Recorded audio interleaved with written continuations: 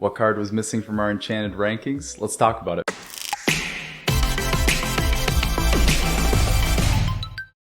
So by now you've most likely seen our most recent video where we re-rank every single Enchanted Rare again, and if you haven't seen that video, go check that video out. We always love redoing the Enchanted Mountain, putting cards up and down the list, and of course interacting with all of you in the comments section, hearing about your lists, what Enchanteds you're chasing, where you would have them on the mountain. We absolutely love doing that with you all, and so I'm sure we'll do many iterations of that long into the future, and that video truly is one of our most favorite to do. But if you notice in the title of that video, we call out that there's something missing, and in this case a specific card, and that card is of course the Ursula Deceiver of All Enchanted Rare. So we're going to talk about why we have that card off the list in a little bit, but first let's do a giveaway. So for this giveaway, what we've decided to do is we're going to give away a legendary rare Ursula Deceiver of All to one of you. All you have to do is, of course, just be subscribed to the channel. Subscribe to the channel, like this video, and leave us a comment down below in the comment section where you would have Ursula on your list.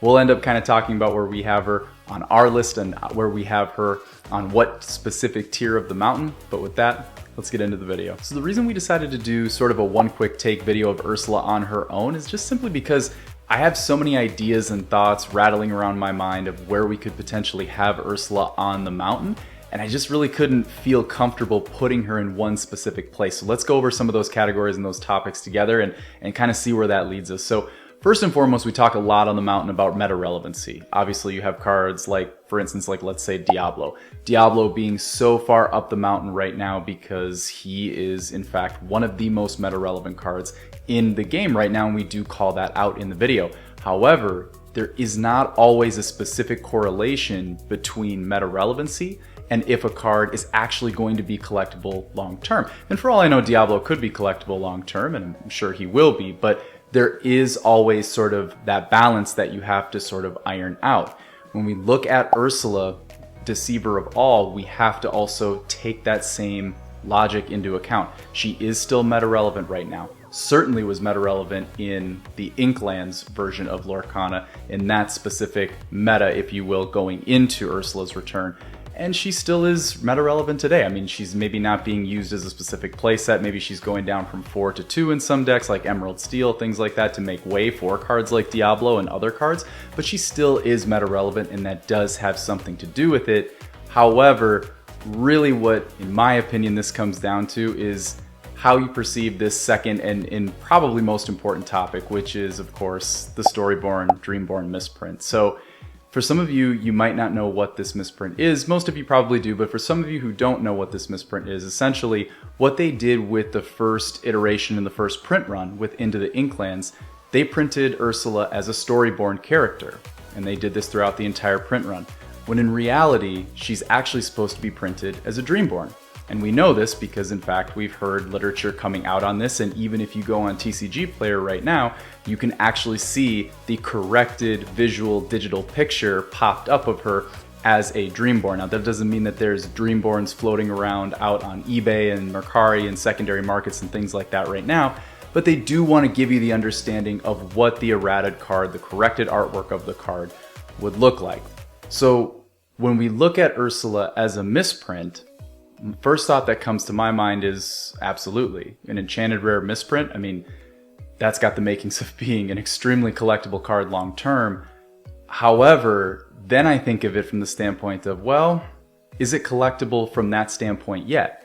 Because if every single card is a misprint Storyborn, do we all have something special? Or do none of us have something special? With respect to the misprint, of course, you have an Enchanted Rare in your hand, so you have something collectible long term in that respect, no matter what. But from a misprint standpoint, where do we stand? A good comparison of this could be maybe the Peter Pan Pirate's Bane Enchanted Rare, where there's an actual confirmed misprint where we do have cards floating out there in existence that have that little bracket on it, and some that have the corrected text that don't have the bracket, right? That would be something that would be sort of like a one-for-one. Some have the misprint, some don't.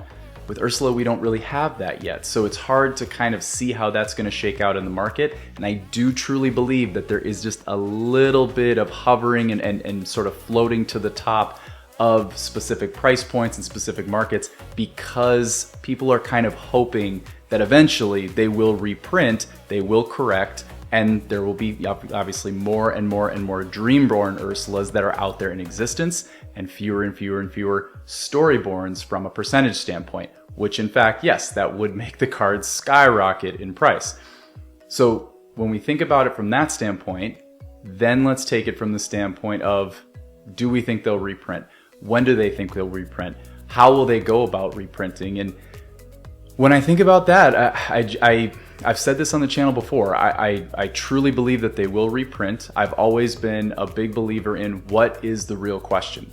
The real question is not, do you think that they will reprint into the Inklands or not? The real question is, do you believe in this game or not? Do you believe in this hobby or not? Do you believe in Lorcana or not?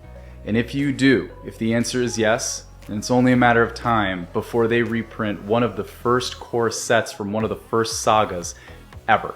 Then the answer would be yes, whether that is just a full second print run, grabbing special edition sets and then packaging them with maybe one first chapter pack, one Rise of the Floodborn pack, one Ursula's Return pack, and sort of maybe throwing a promo card in there and then splashing that in there like into some different marketing manufactured box. Could certainly do that. But then of course you could go down the path of, is it going to be first print run packs, or did they actually legitimately reprint and correct the artwork? That's a whole other tangent we can go down. Nevertheless, if they do reprint, you would expect that they will correct, and I believe that there is some literature out there that says that they will. So in that case, great. But we have to kind of let that play out and see. I mean, again, that could be a year from now, that could be 10 years from now. I mean, we have really no idea. So looping this all around to the idea of where did I want to put Ursula on the mountain? In my opinion, she would be in the overheating tier. That would be the third tier, just below Princess Perfection. She would be with Diablo, Aurora, and Stitch. I just couldn't in my heart put her there because I don't truly know for sure if she is overheating or not. Just like how if I put her lower or left her off the mountain, which I guess technically I did, I don't know, maybe that's incorrect as well. Maybe she's going to end up being, as expensive as Elsa one day, and it's going to be because of this amazing reprint, similar to how there's other famous reprints with like Pokemon, Yu-Gi-Oh, things like that. Maybe Ursula, Deceiver of All, will be that coveted chase misprint that everybody is trying to go for, and that could certainly be the case. And if so, that'd be a wonderful thing for the hobby, because it gives us sort of a subplot of collectability, and we obviously would love something like that.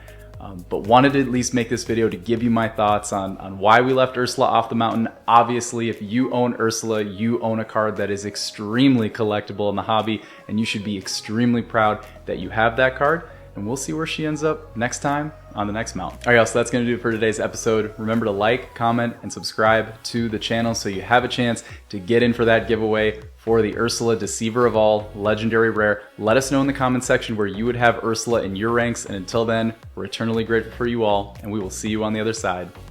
Peace out.